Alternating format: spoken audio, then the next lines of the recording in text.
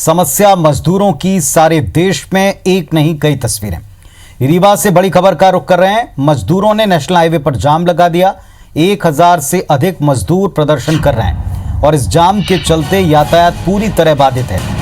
कोई व्यवस्था न होने के चलते मजदूरों में खासी नाराजगी है। अलग अलग प्रदेश से पैदल चलकर मजदूर यहां तक पहुंचे हैं और आगे व्यवस्था न होने के चलते नेशनल हाईवे पर जाम लगाया। 1000 से ज्यादा मजदूर प्रदर्शन कर रहे हैं। जाम के चलते यातायात पूरी तरह ठप है।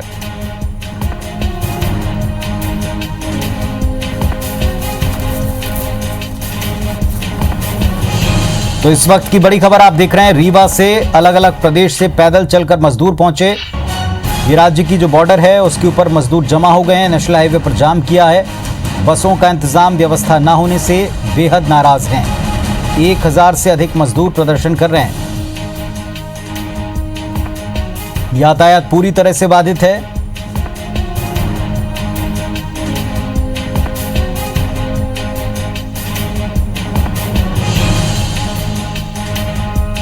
तो अलग अलग प्रदेशों से चलकर मजदूर पहुंचे हैं। रीवा से प्रदर्शन की तस्वीरें आपको दिखा रहे हैं। राष्ट्रीय राजमार्ग पर जाम लगा दिया मजदूरों ने। तकरीबन 1000 से ज्यादा मजदूरों की संख्या बताई जाती है जो व्यवस्था न होने के चलते नाराज हैं और जाम लगा रखा है। तो तस्वीर आपको दिखा रहे हैं। रीवा से कोई व्यवस्था न होने से मजदूर नाराज हैं।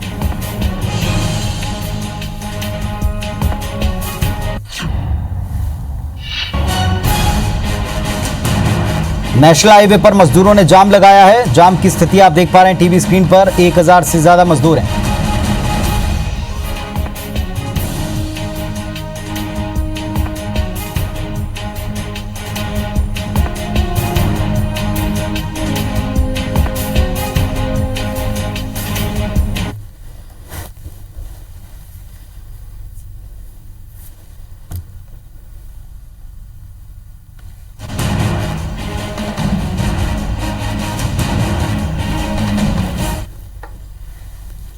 और रीवा के बाद बड़वानी की भी खबर आपको दिखाते हैं। यहां भी वही हाल है। महाराष्ट्र से हजारों की संख्या में मजदूर पहुंचे हैं। राज्य की सीमा पर मजदूरों को लाने का कोई इंतजाम नहीं है। 12 से 15 घंटे तक मजदूरों को इंतजार करना पड़ रहा है और दूसरे राज्यों से पैदल ही मजदूर यहां पहुंचे हैं। बसों की संख्या कम है। नियम है कि आधी संख्या के हिसाब से बसों में बैठकर यात्री जाते हैं और इस समय हजारों की संख्या में मजदूर जमा हो रहे हैं। बड़वानी में भी वही स्थिति है। राज्य की सीमा पर मजदूरों को लाने का इंतजाम न होने से, पर्याप्त बसें न होने से 12 से 15 घंटे तक इंतजार करना पड़ रहा है। पैदल ये मजदूर पहुंचे हैं और अपने राज्यों तक जाना चाहते हैं।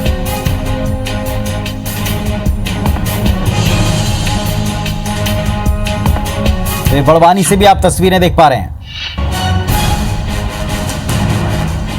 महाराष्ट्र से हजारों की संख्या में मजदूर पहुंचे हैं। बसें नहीं मिल रही या कम मात्रा में हैं और इसको लेकर उनका गुस्सा है।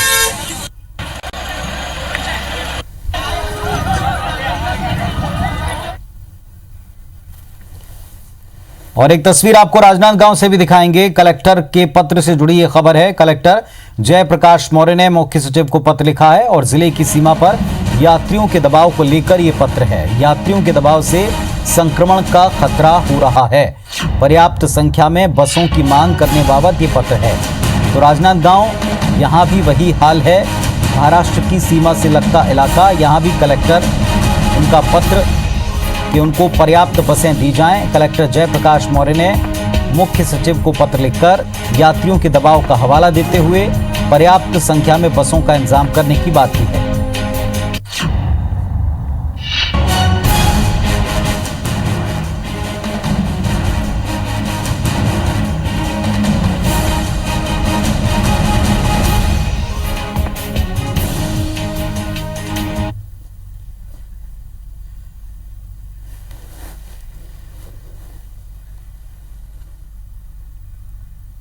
तो तो 3 जिले हमने आपको दिखाए, हर जगह मजदूरों को लेकर, आते यात्रियों को लेकर दिक्कतें हैं। रीवा की खबर जो दिखाई थी, हजारों मजदूर जाम लगाकर राष्ट्रीय राजमार्ग के ऊपर बैठे हैं और इंतजाम करने की बात कर रहे हैं। दिनेश हमारे सहयोगी वहां से जुड़ रहे हैं। क्या स्थिति है, जाम खुलने के क्या आसार हैं, क्या इंतजाम हो पाया बसों का?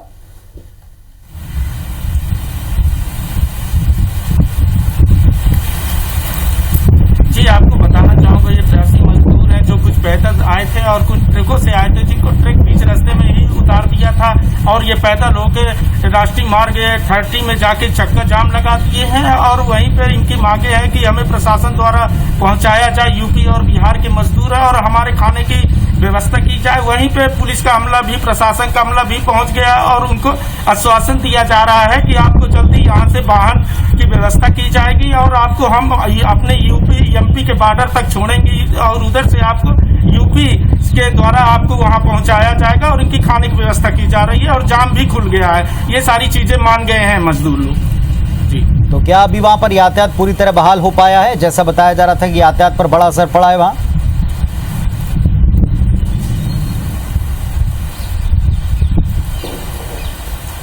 जी बिल्कुल, यातायात पूरा बहाल हुआ है, जाम भी खुल गया है और मजदूरों द्वारा प्रशासन के आश्वासन का मान भी कर लिए और प्रशासन लगा हुआ है वाहन की व्यवस्था करवाने के लिए और इनको जल्द ही यहाँ से चाक घाट बॉर्डर है एमपी और यूपी का, वहाँ इनको किया जाएगा और वहाँ से यूपी सरकार द्वारा इनको हैंड ओवर किया जाएगा और ये फिर उधर प्रशासन इनका व्यवस्था की जाएगी। जी चलिए, तो हमारे सहयोगी दिनेश हमको बता रहे हैं कि वहां अब जाम खुल चुका है। जो मजदूर मांग कर रहे थे उनको वाहनों से आगे भेजने का या उनको जब तक वो वहां पर हैं तब तक खाने पीने का प्रबंध प्रशासन ने कर दिया है और जाम भी खुल चुका है, यातायात व्यवस्था भी बहाल है। दिनेश, आप बने रहे हमारे साथ में, कुछ और जिलों में जो हालात हैं उनका भी रुख करते हैं।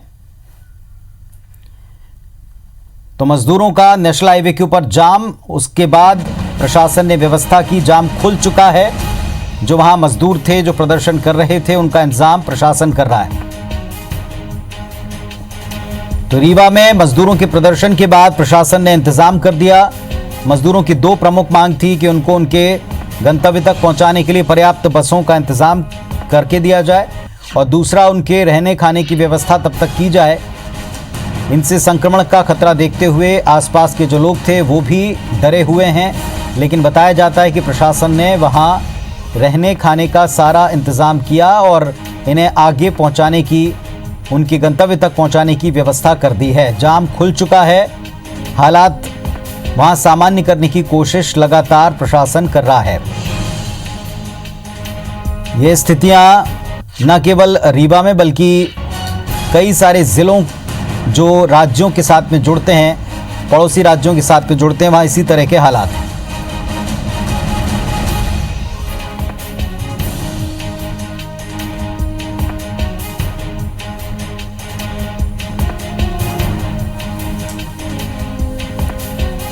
तो रीवा में मजदूरों की नाराजगी के बाद में प्रशासन ने व्यवस्था कर दी है और मजदूरों के प्रदर्शन के बाद में प्रशासन ने अब इन तमाम मजदूरों को भेजने का और उनके खाने का प्रबंध किया है।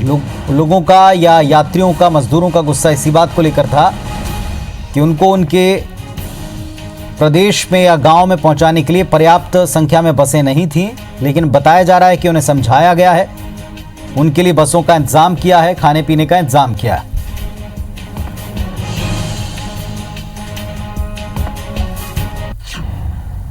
और बड़वानी से भी आपको बता रहे थे हम कि किस तरह वहां भी यात्रियों को लेकर दबाव बढ़ता जा रहा है और दिक्कतें हैं। तो हमारे 3 सहयोगी इस वक्त जुड़ गए हैं। रीवा से दिनेश दाहिया हैं, ओवैस अहमद बड़वानी से जुड़े हुए दिखाई पड़ रहे हैं और राजनांदगांव से भी हमारे सहयोगी आलोक जुड़ चुके हैं। सीधे हम चलते हैं ओवैस अहमद शेख के पास में। बताएं ओवैस, क्या स्थिति बड़वानी में? जी, आप बताना चाहूंगा कि बड़वानी में राष्ट्रीय राजमार्ग नंबर 3 पर जो मध्य प्रदेश महाराष्ट्र की सीमा पर स्थित बिजासन है, वहां हजारों की संख्या में मजदूर महाराष्ट्र से आ रहे हैं, जिन्हें महाराष्ट्र गवर्नमेंट बसों के माध्यम से भेज रही है। इन लोगों को बसों के माध्यम से मध्य प्रदेश सरकार और स्थानीय प्रशासन द्वारा आगे पहुंचाया जा रहा है। लेकिन हालात ये है कि मजदूरों के आने की जो संख्या है, महाराष्ट्र से मजदूर जो आ रहे हैं वो काफी ज्यादा मात्रा में आ रहे हैं। सेंधुआ में जो स्थानीय प्रशासन बसों की व्यवस्था कर रहा है वो व्यवस्था काफी कम हो रहा है, मजदूरों को आगे पहुंचाने की गति काफी धीमी है, जिससे मजदूर वर्ग काफी नाराज है, उसमें आक्रोश है। साथ ही उनका कहना है कि हमारे खाने पीने की व्यवस्था नहीं हो रही है, ना रहने की व्यवस्था है। हमें जल्दी घर पहुंचाया जाए, इसको लेकर मजदूर काफी आक्रोशित होते हैं। और पिछले 2-3 दिन में 3 बार चक्का जाम हो चुका है, एक बार पथराव हो चुका है, एक बार पुलिस को हल्का बल प्रयोग करना पड़ा। व्यवस्था किस तरह की जमाई गई वहां वैस? क्या उनको कोई टोकन दिया जा रहा है, उनको बताया जा रहा है कि कितनी देर में कहां के लिए बस मिलेगी? और ये जो बसों की कमी पड़ रही है वो आने वाले यात्रियों के हिसाब से पहले से क्या तैयार वहां नहीं होती हैं? जी हाँ, देखिए बताऊं पाऊँ, स्थानीय प्रशासन ने बार बार अपील करी कि यहाँ पर प्रतिदिन कम से कम 300 से 400 बसों की आवश्यकता है, लेकिन प्रशासन की तरफ से 150 से 250 बसें, 175 बसों का इंतजाम हो रहा है। इसलिए यहाँ पर क्राउड बहुत बढ़ रहा है, प्रवासी मजदूर बहुत बढ़ रहे हैं, उन्हें काफी इंतजार करना पड़ रहा है और टाइमिंग को लेकर बहुत दिक्कत हो रही है। प्रवासी मजदूर का कहना पड़ रहा है कि हमें 12-12, 15-15 घंटे इंतजार करना पड़ रहा है, आगे जाने के लिए यहाँ पर रोका जा रहा है। और यहाँ पर अव्यवस्था का आलम यह है कि सोशल डिस्टेंस का बिल्कुल पालन नहीं किया जा रहा है। साथ ही बसों में जो 32 सीटर बसें वहां 60 से 65 सवारी बैठी जा रही है। इतनी चिलचिलाती धूप में भी बसों की छतों पर प्रवासी मजदूर को बिठा के आगे पहुंचाया जा रहा है।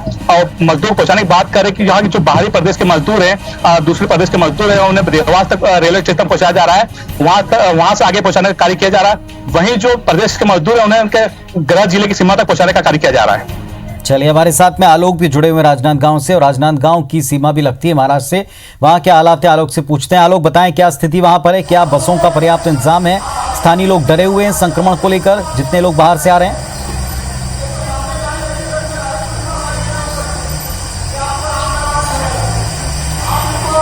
जी बिल्कुल, राजनांदगांव जिले से महाराष्ट्र की सीमा लगती है और बाघ नदी जो चेक पोस्ट है, बाघ नदी चेक पोस्ट में लगातार राजस्थान हो, महाराष्ट्र हो, चाहे आंध्र प्रदेश हो, तेलंगाना हो, यहाँ से जो मजदूर हैं वहाँ पे लाए जा रहे हैं। और सबसे महत्वपूर्ण बात यह है कि वहाँ पे वाहनों में 4 पहिया वाहनों से लाकर वहाँ चेक पोस्ट पे छोड़ा जा रहा है।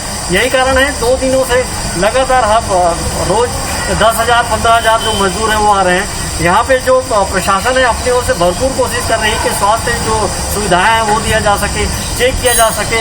और जो दूसरे स्टेट के जो मजदूर हैं उनको वाहनों में बैठाल कर छोड़ा जा रहा है। पर जिस तरीके से यहाँ पे प्रशासन को अपेक्षा ही नहीं थी कि इस बड़ी संख्या में मजदूर यहाँ आएंगे और कितने मजदूर आएंगे इसका अनुमान नहीं था। यही कारण है कि उतनी संख्या में बस का इंतजाम नहीं हो पा रहा है।